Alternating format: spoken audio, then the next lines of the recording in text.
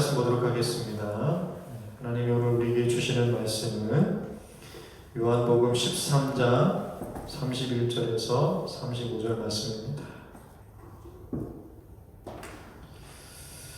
요한복음 13장 31절에서 35절까지 말씀입니다. 우리가 다시 요한복음으로 돌아왔는데요. 우리 다 같이 합독하도록 하겠습니다. 13장 31절에서 35절입니다. 그가 나간 후에 예수께서 이르시되 지금 인자가 영광을 받았고 하나님도 인자로 말미암아 영광을 받으셨도다. 만일 하나님이 그로 말미암아 영광을 받으셨으면 하나님도 자기로 말미암아 그에게 영광을 주시리니 곧 주시리라. 작은 자들아, 내가 아직 잠시 너희와 함께 있겠노라. 너희가 나를 찾을 것이나 일찍이 내가 유대인들에게 너희는 내가 가는 곳에 올 수 없다고 말한 것과 같이 지금 너희에게도 이르노라. 새 계명을 너희에게 주노니 서로 사랑하라. 내가 너희를 사랑한 것 같이 너희도 서로 사랑하라. 너희가 서로 사랑하면 이로써 모든 사람이 너희가 내 제자인 줄 알리라. 아멘. 오늘 예배 가운데 참석한 우리 다음에 모든 성도들의 예배 자리 가운데 하나님의 큰 은혜가 임할 줄 믿습니다. 오늘 본문은요, 예수님의 고별 설교가 이제 시작이 되어지는 부분입니다. 요한복음에서 이제 고별 설교가 시작되어지는 부분인데요. 그 시작되어지는 그 31절 말씀 보면 그가 나간 후에 라고 시작이 되었어요. 여기서 그가 나간 건 누구냐면 가룟 유다가 나간 거예요. 뭐 하러 나간 겁니까?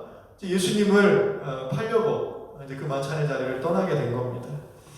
이제 그 이후로부터 이제는 예수님이 그 유다의 고백으로 그 배반으로 인해서 이제는 잡히게 되시고 고난을 받게 되시고 십자가의 죽음을 당하게 되는 그 일이 이제 시작이 된 거예요. 그러니까 예수님 입장에서는 이제 시간이 얼마 남지 않은 겁니다. 그래서 예수님은 제자들에게 이제 자신의 떠남에 대해서 이제 구체적으로 더 말씀해 주시고, 뿐만 아니라 그러고서 내가 떠난 후에 제자들 너희들이 이 땅에서 어떻게 행동하며 살아야 되는가, 이제 그거에 대해서 구체적으로 이야기하시는 거예요. 시간이 얼마 남지 않은 겁니다. 그래서 그 이야기를 시작하고 계신 거예요. 이런 상황에서 예수님이 제자들에게 말씀하시게 되는 부분이, 여러분 31절과 32절 말씀을 보게 되면, 오늘 성경 교실 31절과 32절 말씀 보면 거기서 가장 많이 반복되고 있는 단어 하나가 있습니다. 31절과 32절에 가장 많이 반복되고 있는 단어가 뭐냐면 바로 영광이라는 단어예요. 영광이라는 단어예요. 자, 오늘 한번 생각해 보세요. 유다가 지금 그 자리를 떠났어요. 예수님 팔려고 나갔습니다. 예수님 다 알고 계세요. 유다가 이제 그렇게 나간 이후에 이 어려움을 당할 걸 다 알고 계세요. 그렇다면 지금 예수님이 지금 이 영광이라는 말, 그 문맥 속에서 영광이라는 말을 계속해서 반복하고 계신 예수님의 그 의도, 예수님 어떤 것을 염두하면서 이 영광이라는 단어를 계속해서 말씀하고 계시는 거예요. 여러분, 그것은 바로 다른 것이 아니라 십자가의 고난과 죽음에 대해서 염두하시고 영광이라는 단어를 반복해서 쓰고 계시다는 거예요. 여러분, 계속해서 말씀드리지만 요한복음에서 말하는 영광이라는 것은 부활하시는 그 찬란한 그 순간만을 이야기하는 게 아니에요. 이 일이기 위해서 겪으셔야 했던 그 모든 고난과 조롱과 고통과 멸시와 어려움, 그 모든 것들이 다 하나의 어떤 보면 영광의 패키지로 다 묶여있는 상태로 그 영광의 의미를 이야기하고 있다는 것입니다. 그러니까 예수님은 지금 요한이 보는 그 예수님, 요한이 지금 기록한 예수님의 그 말씀, 그 영광이라는 단어 속에는 지금 예수님의 그 모든 것들이 다 들어가 있는 거예요. 그 십자가의 고난과 죽음까지도 영광으로 표현되어지고 있었던 것입니다. 여러분 한번 생각해 보세요. 십자가의 고통이 왜 영광인가? 여러분 십자가의 고통이 왜 영광인가? 왜냐하면요, 바로 그 십자가에서 만물의 놀라운 변화가 일어나고 모든 사람에 대한 정죄가 해결되어서 그 모든 죄가 지워지게 되었을 뿐만 아니라 사람들에게 구원이 찾아왔기 때문인 것입니다. 그래서 십자가는 영광인 거예요. 영광이 그친 것입니다. 다시 말해서 십자가에서 온 세상이 새로워졌고 만물의 질서가 회복되어지는 거예요.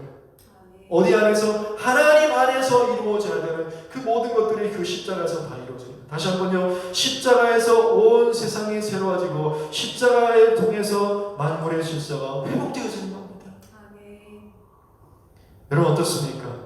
영광의 중심에는 뭐가 있는 거예요? 예수님의 십자가가 있는 거예요. 그러니까 이 영광이 아닐 수가 없는 것입니다. 여러분이 하나님의 영광의 자리에 서는 날을 기대하고 계십니까? 그렇다면 우리가 예수 믿는다는 것은 어떤 의미냐면 이 땅에서의 만사형통 탄탄대로 넓은 길을 반드시 보장받는 것이 예수 믿는 신앙이 아니라 어떤 상황 속에서도 그것이 좋고 나쁨이든지 우리가 잘 되고 안 되고 이런 거 상관없이 어떤 상황 속에서도 예수님이 가신 십자가의 길, 좁은 길, 제자의 길을 걸어가고야만 마는 것, 그것이 우리에게 있어서 영광의 길이 되는 줄 믿습니다. 이렇게 끝까지 인내하며 믿음을 지켜나가는 여러분이 되시기를 바랍니다. 이것이 영광이에요. 이것이 영광이에요. 그러니까 우리가 눈으로 보는 것들을 그것들만 기준을 삼아서 이것이 하나님의 영광이다 아니다라고 우리는 판단하지 말아야 되는 거예요. 어떤 상황 속에서 우리가 지금 예수 그리스도의 십자가를 바라고 있고 그 십자가가 나의 삶의 중심이 되고 있다면 여러분 우리가 가는 길은 예수님과 함께 가는 길이요 영광의 길인 것입니다.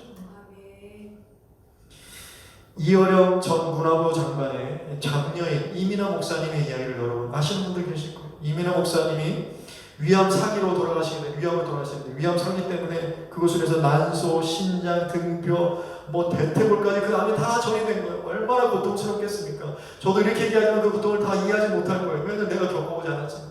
얼마나 고통스러웠을까? 그런데 그 고통 가운데서도 어떤 고백들을 하는가 한번 들어보시기 바랍니다.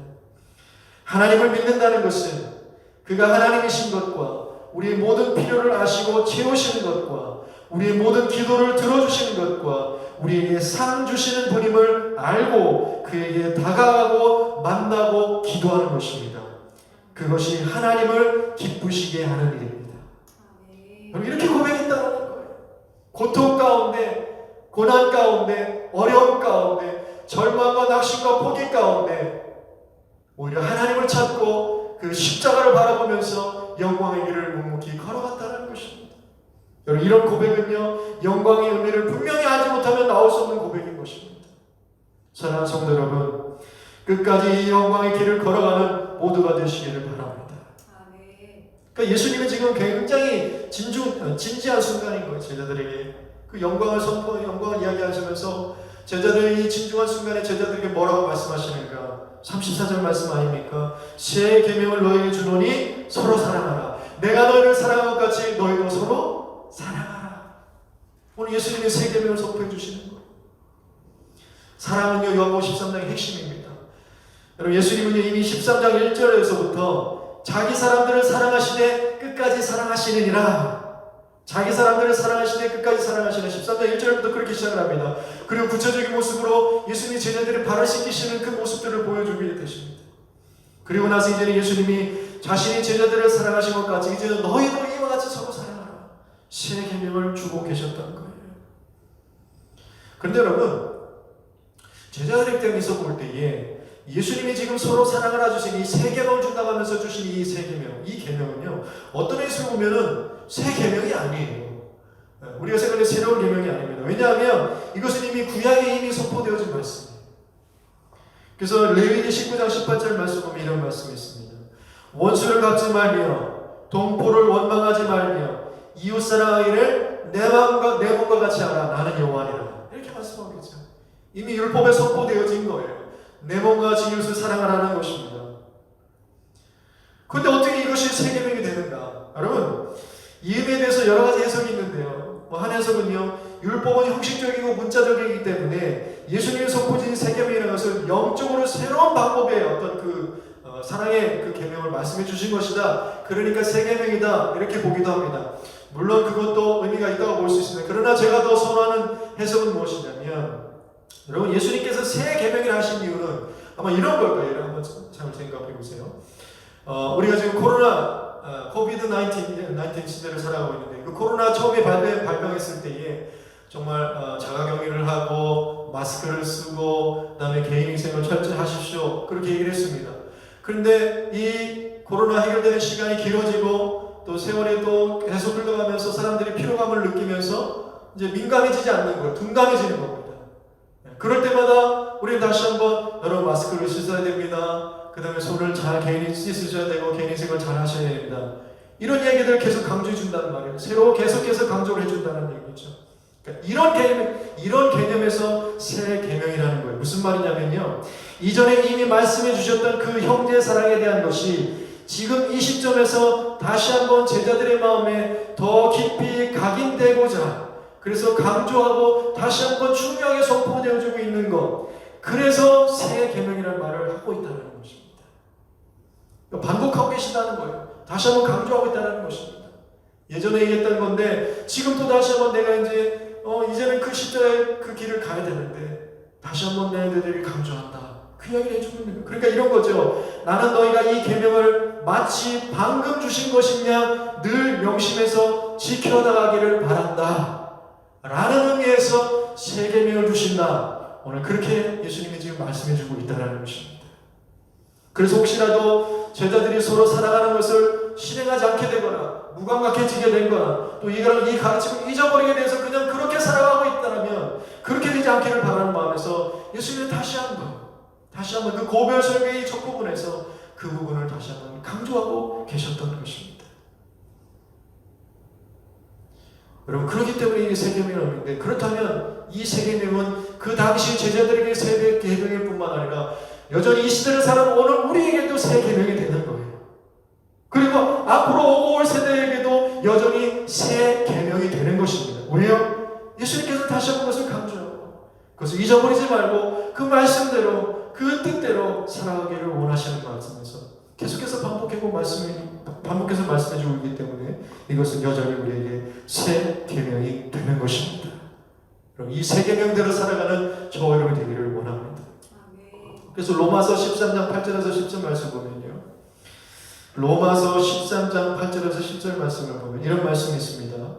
피차 사랑의 빛 외에는 아무에게든지 아무 빛도 지지 말라. 남을 사랑하는 자는 율법을 다 이루었느니라. 간음하지 말라, 살인하지 말라, 도적질하지 말라, 탐내지 말라는 것과 그 외에 다른 계명이 있을지라도 내 이웃을 내 자신과 같이 사랑하라 하신 그 말씀 가운데 다 들었느니라. 사랑한 이웃에게 악을 행하지 아니하나니 그러므로 사랑은 율법의 완성이니라. 이렇게 말씀해 주고 계세요.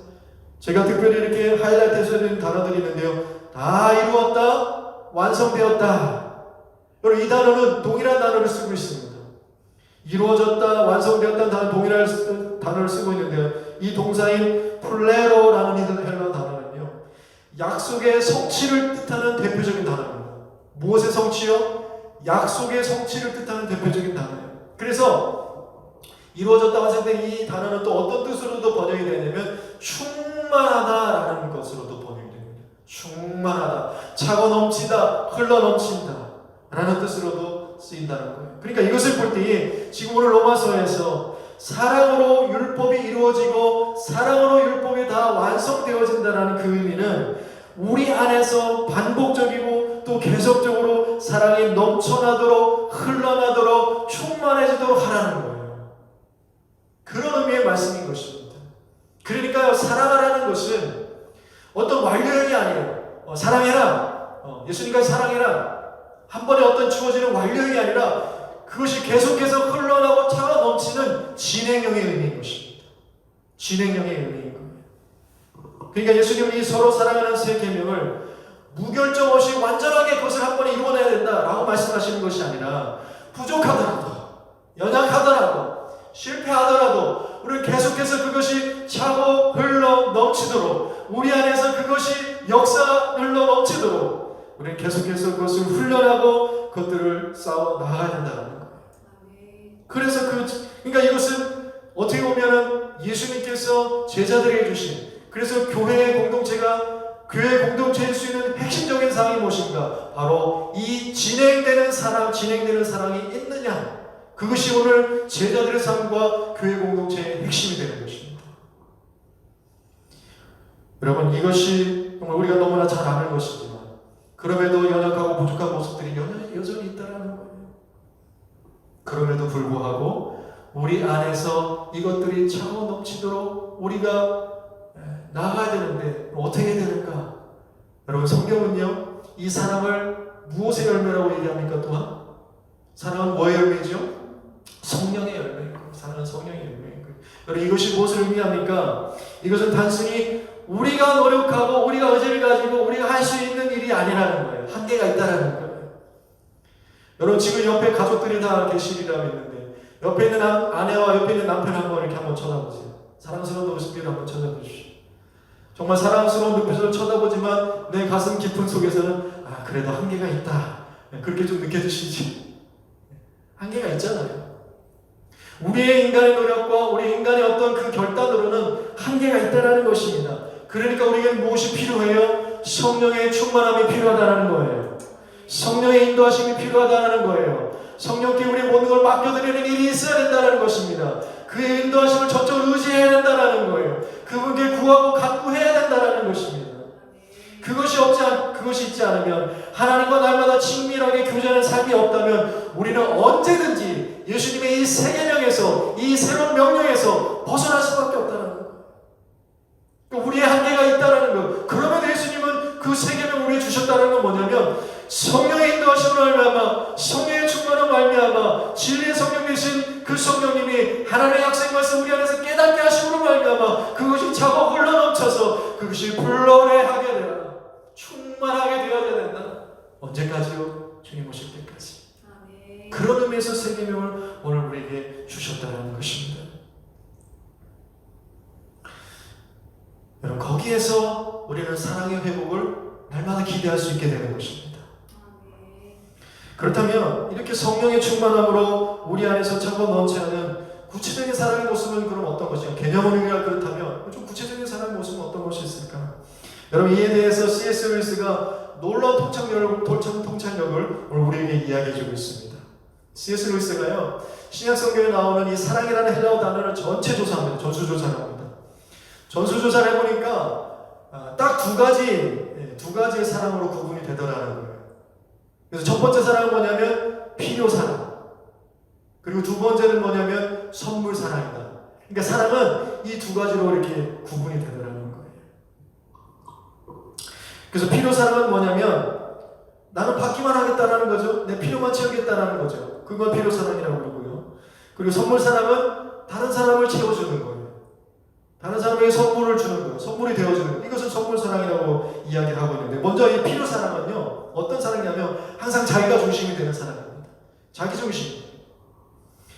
상대방에게서 자신이 꼭 갖고 싶어야 되는 것, 그리고 내가 유익을 누려야 되는 것, 이것을 얻어내려고 하는 그런 결핍에서부터 시작된 사랑이 필요사랑이라는 거예요.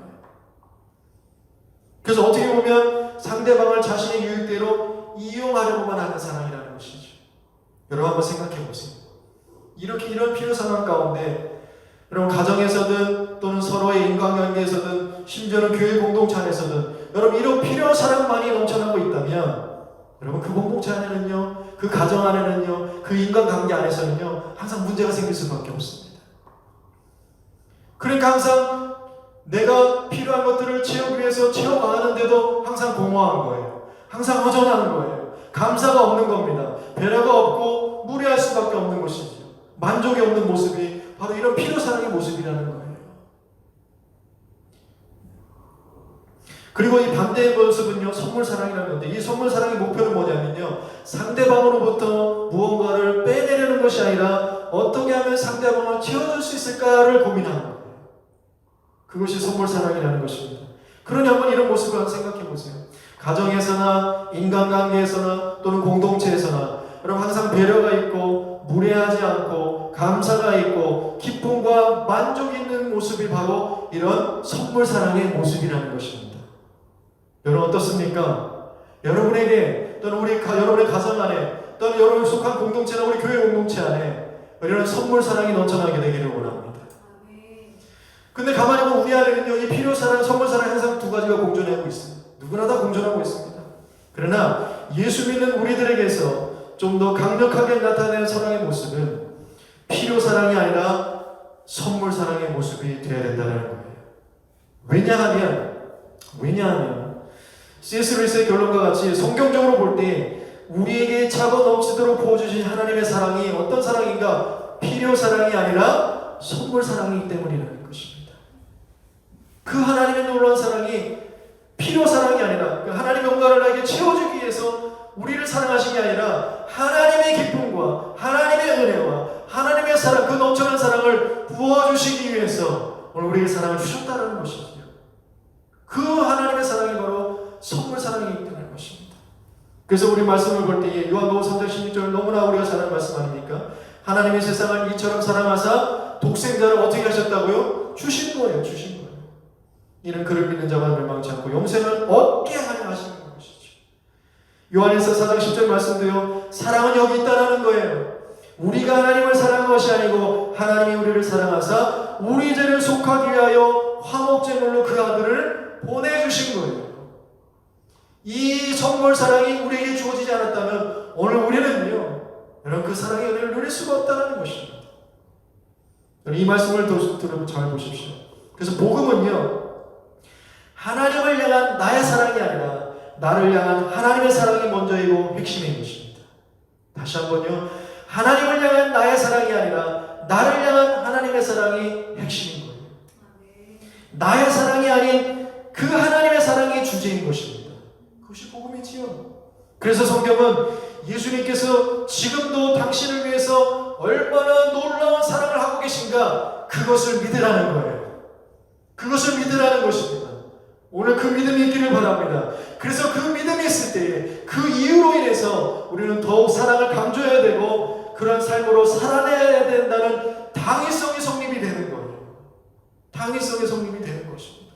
그래서 우리도 하나님이 채워주신, 예수님이 채워주신 그 놀라운 차가 넘치는 풍성한 그 사랑이 이제는 흘러 넘칠 수 있게 되는 거예요. 그렇죠? 이 사랑이 있을 때에 우리는 선물 사랑할 수 있는 거예요. 그러니까 우리 안에서 필요 사랑이 자꾸 있다고 할 때 우리는 다시 어디로 돌아가야 되는가? 하나님의 복음으로 돌아가야 됩니다. 예수 그리스도의 십자가의 복음으로 돌아가야 되는 거예요. 그 은혜를 다시 한번 내 마음 가운데 가득가득 채워야 되는 겁니다. 그러면 플레로 충만해지고 흘러나오는 새 계명을 이루는 삶이 되는 것입니다. 여러분 어떻습니까? 우리 인간은 이런 하나님의 영원하고 무조건적인 사랑으로 지음받은 하나님의 형상들입니다. 할렐루야. 그러니까요, 우리 모두가 이런 놀라운 방식으로 하나님의 사랑을 받고 있다는 사실을 성령의 인도하심과 깨달음과 충만함으로 날마다 플레로 하는, 즉 충만해지는, 그래서 하나님의 말씀과 그 뜻을 이루어가고 완성해 가시는 저와 여러분의 복된 삶이 되시기를 축복합니다. 그럴 때 우리는 정말 예수님이 주신 이 세 계명, 다시 한번 강조해 주시고 다시 한번 반복해 주신 이 세 계명, 서로 사랑하는 이 세 계명을 바로 이해하고 또 그것을 바르게 실천하고 훈련해 나갈 수 있다는 거예요. 그래서 이런 말이 있잖아요. 사랑은 명사가 아니고 동사다. 현재 진행형이라는 것이죠.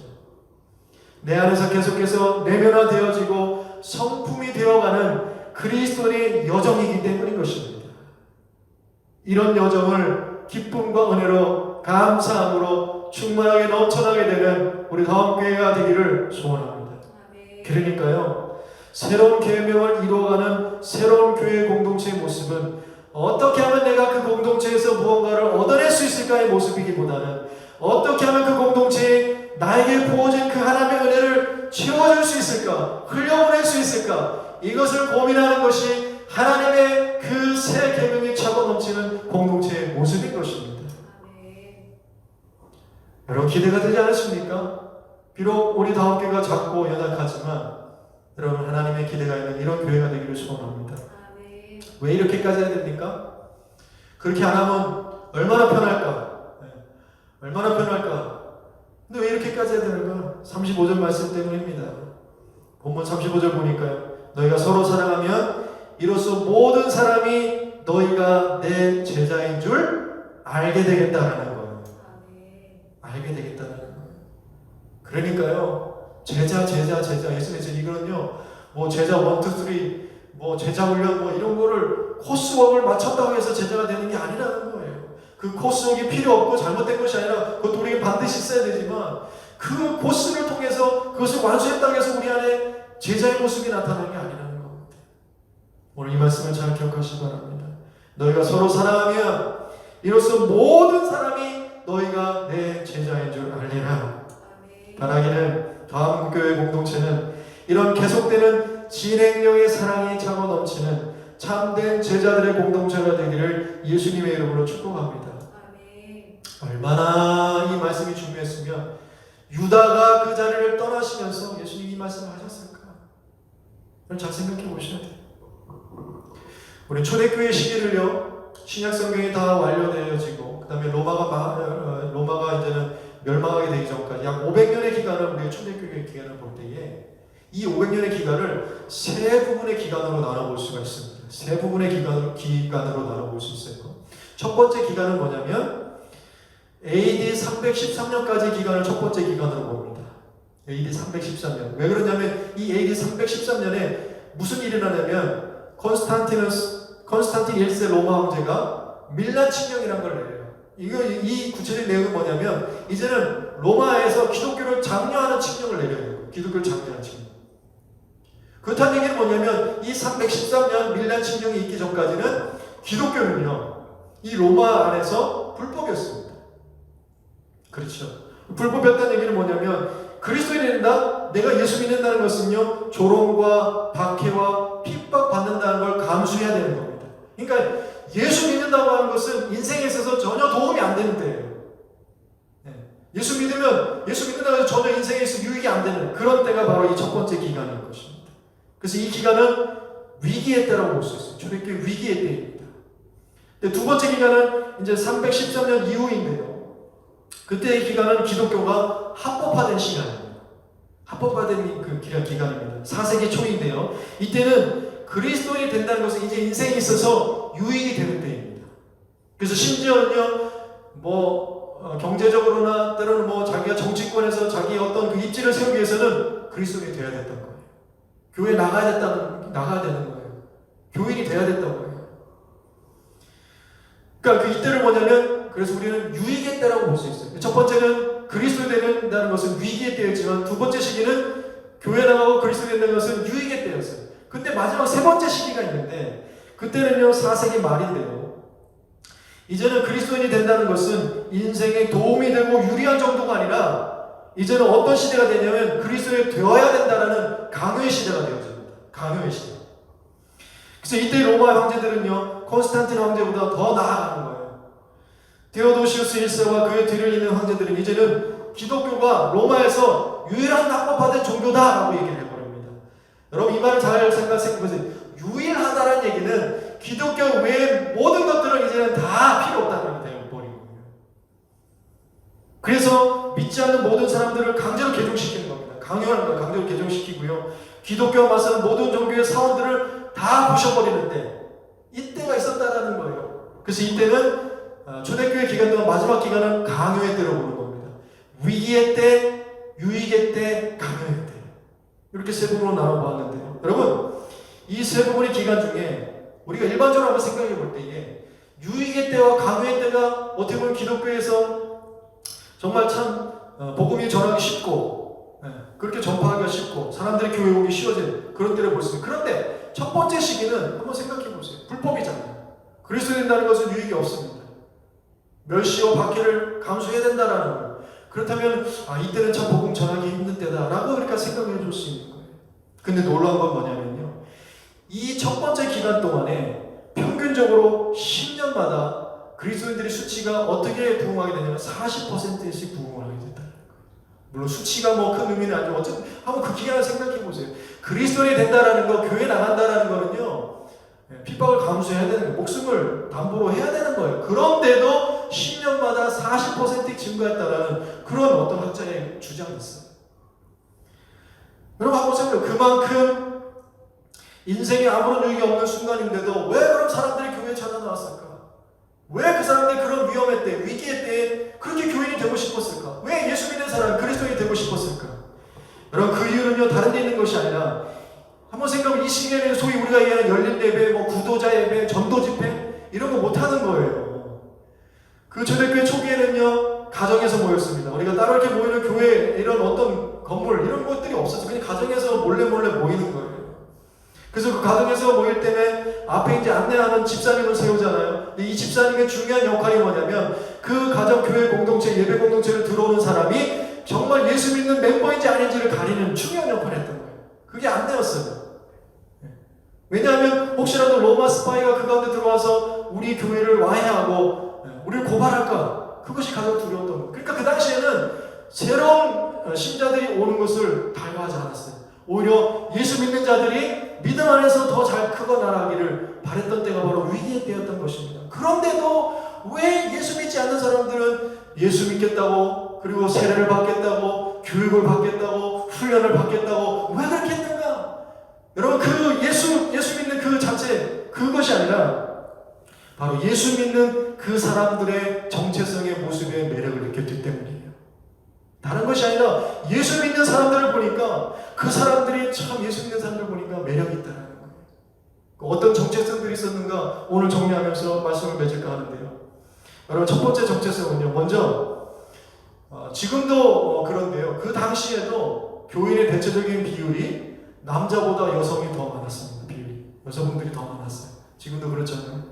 그래서 교회가 여성 교회나 여성분들이 활발해지면 교회가 부흥하는 거예요. 왜냐하면 여자분들이 많으니까. 그때 초대교회도 그랬다는 거예요. 그래서 우리가 고린도전서를 보더라도요, 고린도전서에 항상 문제가 되었던 게 뭐냐면 믿지 않는 남자와 결혼하게 되는 거, 이게 항상 문제가 되었던 거예요. 믿지 않는 남자와 결혼하게 되는 거. 그리고 그런 안 믿는 남편들을 복음화하시, 어떻게 하면 복음화할까, 이런 것이 교회의 큰 문제였다는, 큰 이슈였다는 것이죠. 중요한 과제였던 것입니다. 그러니까 한번 생각해 보세요. 예수 믿는 아내들이 그 예수 믿지 않는 그 남편을 위해서 얼마나 마음 졸이며 기도 많이 했겠습니까? 얼마나 기도했겠어요? 그래서 그림 하나를 보시면 카타콤에 있는 그림인데요. 이게 뭐냐면 지금 두 손을 들고 있죠. 가운데 여성이 있습니다. 이게 기도하는 모습. 이 기도하는 모습이에요. 두 손을 들고. 그러니까 우리가 요즘 여러 가지로 교회가 많은 이야기거리가 되고 핍박을 받고 있지만, 여러분, 그런 것 때문에 교회가 정말 해왔던 좋은 것들을 우리가 정말 하지 못하는 것도 많이 있다고 생각하는데, 손을 들고 기도하는 거예요. 손을 들고 찬양하고, 그때도 손을 들고 기도를 했던 거예요. 그리고 옆에 보면 비둘기 같은 그림이 있잖아요. 이것이 의미하는 건 뭐냐면, 우리가 손을 들고 하나님 앞에 기도할 때에 하나님은 성령을 보내시고 응답해 주신다라는 그 의미의 그림인 것입니다. 그러니까 여인네들도 남편이 막 복음화되고 남편이 예수 믿기 위해서 얼마나 기도 많이 했을까. 뿐만 아니라 그 당시에 그리스도인들은 그 핍박을 피해서 카타콤이라는 지하 무덤에서 살았잖아요. 그 답답함과 막막함과 그 침침함 속에서도 얼마나 하나님 향해서 그 믿음을 가지고 기도를 했을까. 그러니까요, 첫 번째 초대교회 성도들의 정체성은 바로 기도하는 사람들이었다는 것입니다. 기도하는 사람들이었다는 거예요. 여러분, 그리고 또 그 초대교회의 정체성 중에 하나는, 이들은 뭐냐면 자신을 생각할 때에 자신들을 그리스도의 종이라고 생각했다는 거예요. 누구의 종이요? 그리스도의 종. 그래서 그리스도를 예수님을 자신의 유익을 위해서 부리는 종이 아니라 그 예수님의 복음의 말씀의 뜻대로 순종하는 그리스도의 종으로 생각을 했다는 거예요. 그의 초대교회의 정체성이 중요한 정체성이었다는 것이죠. 그리고 또한 성도덕은요, 성적으로 인한 모든 유일적인 면에서는 굉장히 엄격했습니다. 그리고요, 지금 같은 세상에서는 아이를 학대하고 버리는 이런 뉴스들이 많이 나오는데요. 우리 그때의 초대교회들은 오히려 버려진 아이들을 구하려고 찾아 돌아다니는 사람들이 그런 사람들이었어요. 아이들을 버리면, 로마 사람들 아이들을 버리면 그 아이를 버린 아이들을 데려다가 그 생명을 구하는 그런 일을 했던 사람이 초대교회 사람들이었다는 거예요. 또한 이들은요, 나그네의 정체성을 가진 사람들이었다는 겁니다. 나그네의 정체성. 무슨 말이냐면요, 이 사람들은 자신들이 속한 국가에서 시민으로서의 모든 일에 참여합니다. 우리가 그러니까 나그네로서의 정체성을 우리가 잘 이해를 해야 돼요. 그 사는 시대 가운데 그 국가와 그 공동체 안에서 시민으로서의 의무와 삶을 다 했다는 거예요. 이거를 하지 않으면서 나는 나그네입니다, 나의 본향은 천국입니다, 이렇게 얘기하지 않았다는 거예요.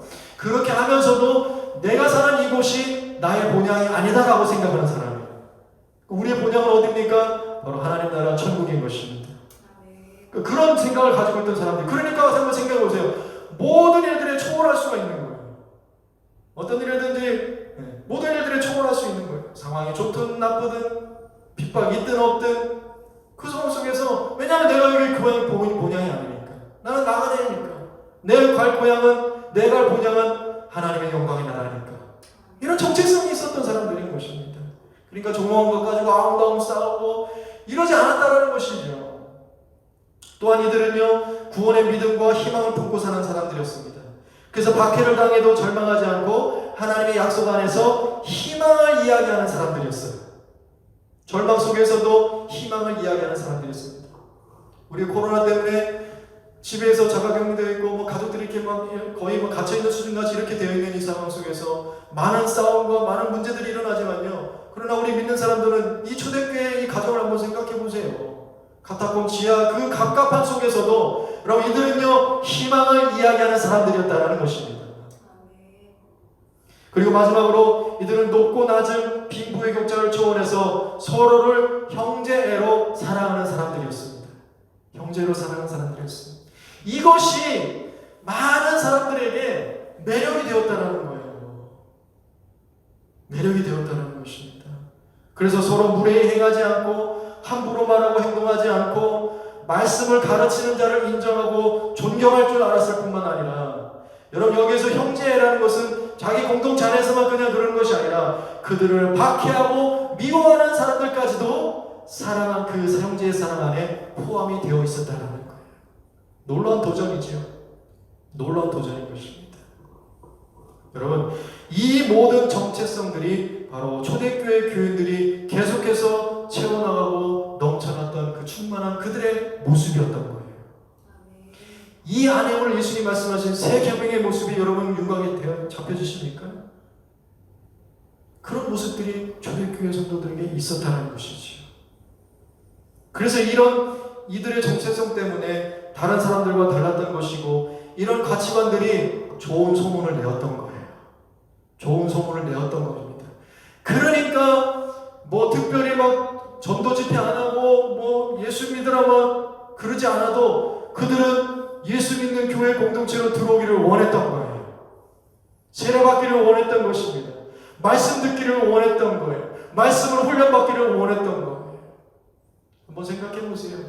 오늘 우리 시대의 교회와 성도가 이 어려움과 이 닥쳐지는 모든 문제들과 이 도전들 가운데 우리는 무엇을 다시 한번 회복해야 되는가? 초대교회를 보면, 초대교회 성도들의 모습과 그 상황을 보면 오늘 우리는 우리 교회와 성도들이 가야 될 길을 어렴풋이나마 볼 수 있게 된다는 것입니다. 오늘 이 일들이 회복되어지는 우리 다학교와 모든 성도들이 되시길 원합니다. 사랑하는 성도 여러분, 오늘 다음의 공동체 안에서도 이런 사랑의 모습으로 예수님의 새 계명을 이루어나가는 다음의 모든 성도들이 다 되시기를 예수님의 이름으로 축복합니다. 아멘.